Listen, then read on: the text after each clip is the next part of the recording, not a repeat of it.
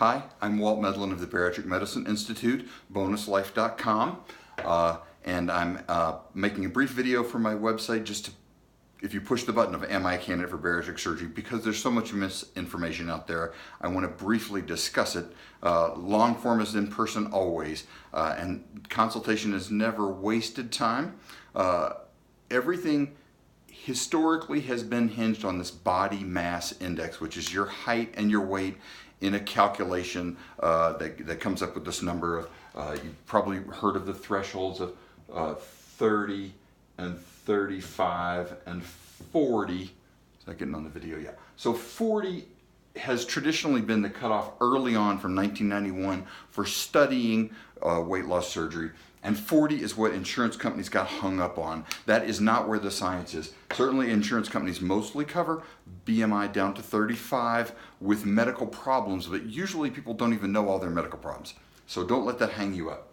BMI of 30 is actually the new research point, if you will. But again, we're trying to get away from BMI in general, but we always come back to it a little bit. So the bottom line is, in terms of insurance paying, there's a few that cover diabetes over a BMI of 30. Sorry, that's a little faint, 30, but not many. 35 is generally what you should think of as your cutoff for getting insurance to pay. But in terms of getting surgery done in the US, many of us are able to do outside of insurance down to generally $12,000 or so for a sleeve in the US. Some are a little cheaper. We do a few operations less than that straight out of pocket, but that's our most common.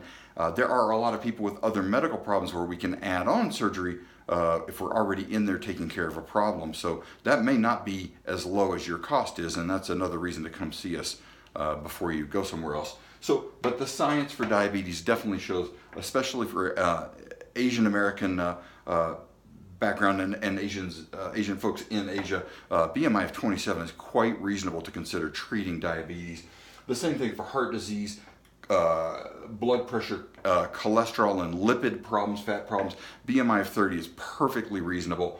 And then we don't do a lot of purely cosmetic work, I will admit, but I think that is a conversation that we are open to. We certainly do that with some of our medications or some of our less invasive things like balloon and endoluminal sleeve gastroplasty.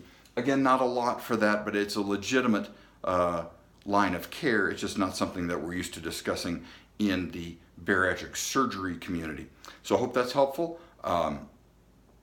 Again, don't assume that because you have a lower BMI that you can't have surgery, number one, or don't even assume that insurance won't cover it. We definitely have some ways to help on that, and a lot of people even just measure wrong. So come in and see us. It's not wasted time for us, and usually it's not wasted time for you either.